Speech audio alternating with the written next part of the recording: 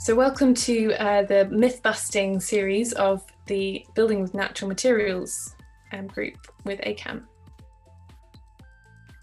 ACAN is a small, it started as a small group of individuals. It's now not small at all. It's a global network of people in the construction industry or built environment industry.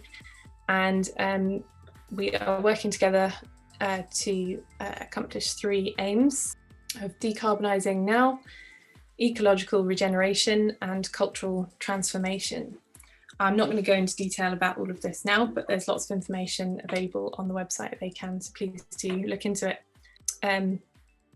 ACAN is run all by volunteers who are giving their time, so if you have anything you could donate, that would be really helpful, because we have the ongoing costs to manage, so please do consider making a donation. So tonight we are talking about myth-busting two myths. Building with natural materials costs more and natural materials don't last. And we want to prove to you that these two things are myths.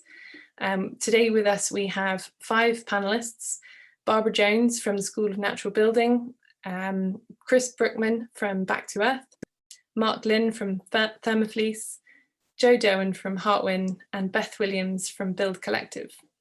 So just a quick note on what we mean by natural materials, and this we have a definition for, that we are talking about abundant renewable materials with minimal processing and low embodied energy, generally materials that are healthy and non-toxic and part of a continuous life cycle, easily reused, recycled, or returned to the earth, and materials that are sourced responsibly with minimal ecological damage and preferably part of regenerative land stewardship.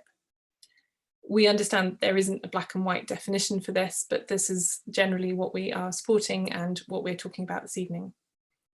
So without further ado, we're going to jump into the first myth, which is natural materials, does using natural materials in construction increase the cost of a project? So I'm going to invite our 5 panelists now to unmute themselves and start the discussion. Does anyone want to start this off? Chris? So I'm obviously going to say no, not necessarily. Using, certainly, we work a lot with wood fibre. The ease of installation of those kind of products, whilst the material costs may increase, the labour costs quite often decreases. So overall, you can quite easily get a comparable cost by using natural materials. The average build cost, again, you're working on very similar values, so there's a bit of give and take with material cost versus labour, but overall it is quite easy, particularly now, to get comparable costs overall. Yeah, I'd agree with that. I'd also say that one of the things with natural materials is quite often they're the unprocessed materials, which means that the cost of the material itself can be relatively cheap or free. Potentially you're digging clay out of your foundations that you're going to then use as a plaster on a wall. So the material might not cost anything more than the labour it takes to do. But that labour may be more intensive than a conventional technique using plasterboard and a skim plaster. But it tends to balance out. But I think that the main thing to consider here, and I'm sure others will talk about this, is that you're not really comparing like for like, because what you get with natural materials is a much higher performance and a more dynamic use of that material in a space than you do with many conventional materials. So it's very difficult to compare the two, but it's certainly not more expensive, no. So we've had quite a lot of experience working with main contractors doing natural building projects, and they overinflate the price because they've never done it before, and that can be a real problem. So we've had several projects that just haven't been able to go ahead because the contractor has added a fear factor onto their prices, which is just ridiculous. And we know that had we been left to do it ourselves, we would have got the price well within the budget, and that I think is a significant factor. And when we're tendering for large jobs, we've had that quite a number of times.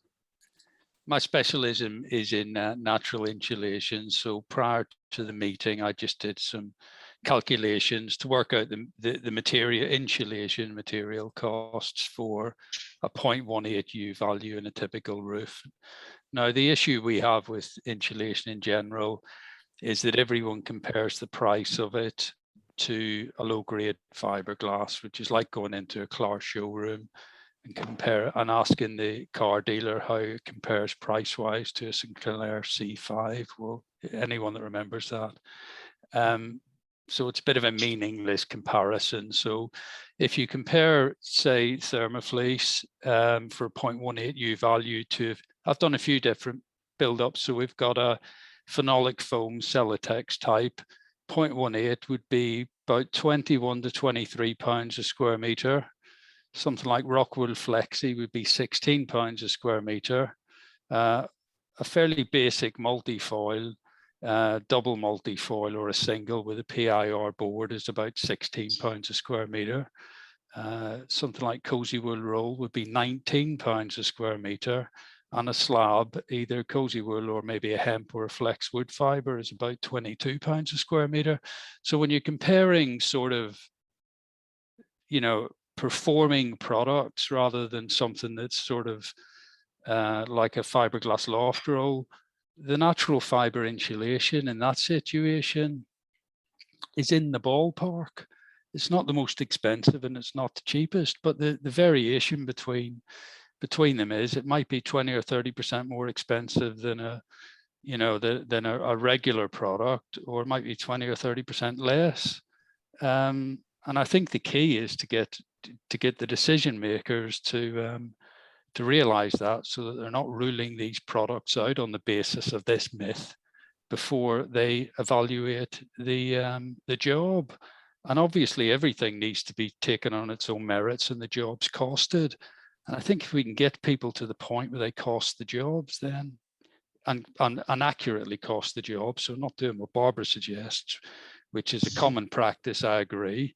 But if we can get people just to cost the jobs, they will see for themselves that it is not the lowest cost option. And whether we like it or not, a lot of decisions are made on upfront cost, and we should be looking at whole life costs and broader costs, such as environmental impact and stuff. But you know, I think we're in a position now where we can pretty much win the argument on upfront cost if we can just get the numbers out.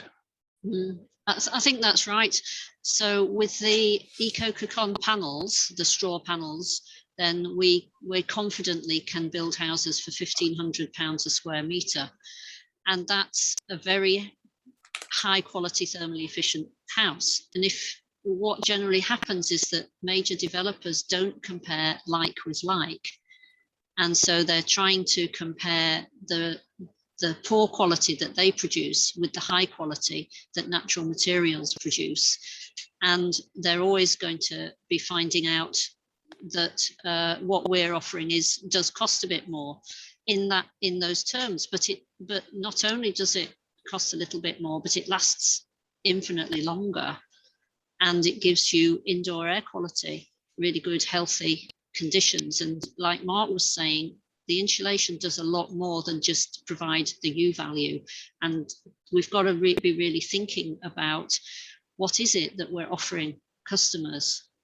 And it's, you know, in terms of climate change and challenge and air pollution and everything else, we've got to be thinking much more broadly than the stuff that's on offer at the moment for building things like Grenfell. Yeah, absolutely. Did you want to jump in there? Yeah, sorry. I was just going to build on what both Mark and Barbara have said, and yeah, we've found as well that contractors will add in a fudge factor for systems that they're not familiar with, or that they'll price the system that they are familiar with, and then and then that will be their tender cost, but they won't have priced in the cost of the design change to all of the other designers in making that leap, which is often, even though it seems small, often quite significant. Like we get ones where they're swapping from either a warm cell insulated or or a straw insulated timber frame to SIPs or something like that. It's quite different from my perspective. It's quite a different structural solution, and it's quite a different design solution. There's quite different design responsibilities involved in that process that often aren't costed and aren't provided to the client ahead of time, so that they can make an informed decision of what those changes make. And then I was just going to add another thing from our perspective about cost is often more to do with the architectural design than necessarily the build-ups. If you can design sensible window sizes, if you don't necessarily need corner windows in all of your buildings, and make the orientation sensible, give us enough wall to make structures work in timber frame rather than needing steel frames. Those things are the things that are, because a lot of our knowledge on costs of natural material buildings are based on the sort of grand designs, one-off houses. It's not really comparable to compare those costs per square meter to like a social housing development where we're trying to make this available to more people at a reasonable cost. That's one of my things. Chris, have you still got your hand up there? Yeah, sorry, I was just going to say, again, I keep referring to wood fibre because that's what we do. Certainly with wood fibre, when you're building at the higher U value end, so in other words, the lower thermal performance end, you could argue that wood fibre might be a bit more expensive, but as you get down to, certainly even to elemental values of building control and certainly towards passive house, wood fibre actually becomes quite a lot easier. The design, the method of building is the same all the way through, it's just the elements get thicker, but you've got inherently good side values and things like that you don't get with a lot of synthetic materials. So that was the first point. The second point is that we're comparing cost based on a U value, and that's the only metric that we're using here. If you actually include acoustic insulation, fire protection, health of the occupants, the comfort is a massively under acknowledged factor in construction. The buildability as well, which is again, performance gap in a lot of construction is a huge problem. Sustainability as well of the actual materials. If you include all of those factors, natural materials just wipe the floor with a lot of synthetic materials. So the definition of cost is kind of made incredibly narrow, unnecessarily so probably. Yeah, I'm going to say last point on this myth, and then we're going to move on. So who wants to take the last point? I think when Barbara mentioned the point about apples with apples, we've also got to bear in mind we need to compare workmanship on an apples for apples basis. So good workmanship against good workmanship. Quite often we'll come across a price which is based on badly installed Celotex versus properly installed Thermoflace. So that's part of the whole product, really, the installation. Thank you. I think we're going to wrap up there on this myth. So I think hopefully we can consider it busted, that they don't always cost more. So next myth that we're going to discuss is that natural materials don't last. Who would like to kick this off? Barbara. Yeah, this really is a myth. If you think about our housing stock, the vast majority of it is made of natural materials over 300 years old. So anybody with any ounce of sense can see that natural materials do last. It's the things that have been built in the last 150 years that are problematic and having to be pulled down 50 years later. And that's just an obvious fact that each of us can observe. I think we need to look at sort of the material, the context or the conditions and the design. So do natural materials degrade or decay rapidly? Well, yes, under certain conditions they do. If you leave timber, in prolonged untreated timber, unmodified timber in a prolonged wetting conditions above the fiber saturation point, it will decay, fact. But that's not the point. The point about good product or system design is you take into account the attributes of a material and you design it such that it meets the needs of the end use. Now, it's not a bad thing that natural materials can decay or degrade, because in actual fact, it becomes a problem if materials can't decay or degrade. So, yeah. Yeah. Yeah, absolutely. I'd say that pretty much any time that you see a failure of a building constructed with natural materials, it's due to a lack of understanding of how those materials function and poor maintenance. So you'll see a cob building that's been cement rendered over the top with a poorly maintained roof that lets the water in, and it just rots from the inside out. Everywhere that you see a well-protected building, it's been there for 300 years or more, like Barbara was saying. So again, I think this goes back to some of the culture of how we're looking at our built environment. And one of the problems is that it's a kind of a fundamental difference that we're selling these new buildings that are going to last for 60 years, optimistically more likely 25 years, and we don't want to do anything to them in that 20 to 60 year period. We want them to be maintenance free, which is some kind of bizarre dream. Whereas we should be taking pleasure in the fact that we maintain our buildings in the same way as we should maintain our environment or our bodies or our relationships. Everything needs care and attention. And if you give it the correct care and attention, it will just keep going. It's a simple thing that our grandparents taught us, but there's been this race to the bottom with conventional construction, which stops that from happening. And that's one of the biggest things that we need to change, is this cultural way that we deal with our buildings. Chris? I would wholeheartedly back up Joe with that. In my previous incarnation, I was a cob builder, so we used to work on a lot of cob buildings, and we worked on buildings that were 700, 800, 900 years old, and they would still contain, well, obviously the cob itself would have been the original material, but obviously earth doesn't particularly degrade. There was still evidence of some of the straw that was used to build the building within the walls. All right, it wasn't an amazing condition, but after 700 years, you probably wouldn't expect it to be. But the timbers that were used in there were original timbers, some of them, and they were still perfectly usable. So, but these buildings, as Joe said, were maintained. There was a regular maintenance. There was an expectation that if there was a damage to it, or if something had flaked off or whatever, it would be replaced and maintained. So. I would back that up, that you can't expect to have an object that you can't maintain last for indefinitely, and if it does, arguably there's something wrong with it. Yeah. So the issue for architecture about longevity is about good design to start with, appropriate choice of materials, and good maintenance throughout its lifetime. And straw, we've got straw that the archaeologists found that the Egyptians used. There's nothing wrong with it 2,000 years later. It's all about context. It's all about looking after it.